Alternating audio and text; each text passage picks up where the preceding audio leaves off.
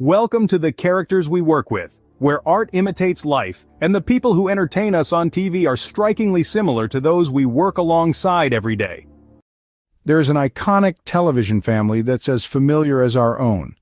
We did not all grow up in a huge blended family, but breaking down each of the characters, we find they have the uniqueness of the workplaces we have found ourselves in throughout our careers. From the solid, loving parents to the children who grew up to be people with many of the same characteristics of the characters we work with. Let's dig in and see just how closely they match up.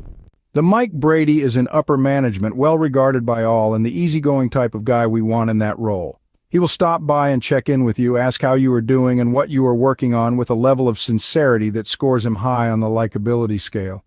That niceness is looked at by some as a weak spot, and has labeled the Mike a bit of a pushover, almost too nice for his role as executive and accompanying responsibilities. You have seen on more than one occasion a joke go right over his head or fall victim to pranks that have been pulled on him without him ever realizing. But all of that is part of why the Mike is such a fan favorite around the office. For his work, you're not entirely sure what the Mike really does. You have not seen anything new from him in some time. You have heard the story about a great design of his from years earlier that was a huge money-making hit with clients. Since then, all of his work looks eerily similar to that one big hit. It must have been a heck of a design, you imagine. Still, he easy-friendly, approachable, always around when you need him, and if ever someone looked the part of upper management, thy name is Mike Brady. In the modern workplace, now with millennials and Generation Y, the predominant generation driving our global economy, there are people who need no pats on the back nor general praise, believing that doing a good job is what they get paid for. The other 97% have come to expect much more. And it is the Jan Brady that we share our workplace with. The Jan resides in that top 1% of workers who believe they are owed a living for gracing the office with her presence, expecting a constant stream of praise, gratitude, appreciation, and opportunity for her standard level of brilliance. We do value the Jan's contributions and output, but the level of exhaustion she brings permeates the office worse than when her ex-boyfriend George Glass used to heat up his tuna casserole every Friday and eat it at his desk. The dissatisfaction the Jan consistently projects makes her nearly impossible to work with. When work groups are created for new projects or initiatives, the fear and uneasiness in the room of being paired with the Jan is palpable. Around the table, it is obvious that everyone is wondering and praying that they survive this round of Jan roulette. Just about everyone has had their painful turn of leading a project with the Jan, all except our other colleague, the Marcia, who seems to duck this unenviable task every time. How she is able to, we don't know. Does the boss owe her a favor? She does share a last name with the Mike. Are they related? It is a constant source of frustration, often resulting in at least one coworker exclaiming, "Marcia, Marcia, Marcia." The Alice is the quintessential worker bee. She comes in on time every time, day in and day out without exception. You never have to question or wonder where Alice is or what she is doing. She is always where she is supposed to be, doing what she should be doing.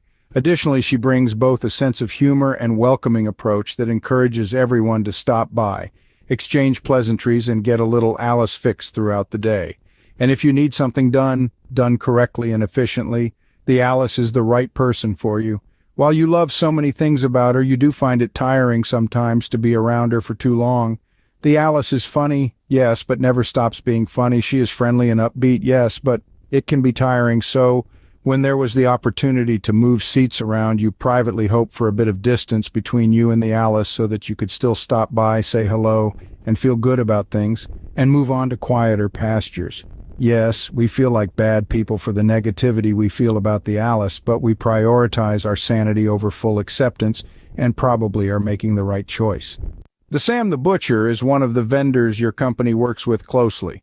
He is in the office a few times a week, but for no more than a few minutes at a time. After years in the company, you are as used to seeing the Sam around the office nearly as much as the fern in the vestibule. The Sam always makes an impression, and it is consistently filled with humor, good-natured sarcasm, and a host of one-liners that would make Henny Youngman jealous. It always brings a smile to your face when you see the Sam because you know with 100% certainty what you're going to get, which are the three things you love most in work. 1. A compliment. 2. Something that gives you a laugh. And 3. a brief encounter that lets you carry on with your day. You enjoy seeing the Sam, and love that you can never get trapped in a 30-minute session of this and that. He, like you, has work to do, so this form of speed dating gives you both what you need to move on to the next thing. It is workplace serendipity. The Carol is the dynamo around the office. While you feel fortunate to work with many talented and highly effective people, nobody outdoes the Carol. Her work ethic is off the charts, and it clearly comes naturally to her as she exudes a level of energy akin to a child on a Halloween sugar high. And it is not just quantity. The Carol produces high quality as well.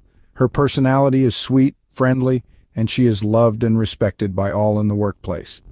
Unlike some who have that level of approachability, the Carol does so effortlessly. She doesn't look to be the jokester or overly complimentary. When the Carol talks to you, and does so with everyone, about areas you can improve upon, offering constructive feedback, she delivers the message in such a healthy, supportive way, you barely realize that she is telling you to do better. It is the Carol's level of effectiveness and support that represents that rare combo that people value in the workplace and makes her the example of what a team MVP looks like. Overall, we all and the colleagues we've shared cubicles with through the career years are not much different than the people we enjoyed from the Brady bunch. We find the efficient, the leaders, the needy, and of course the big man on campus, each of whom is what makes our work and our career both interesting and memorable.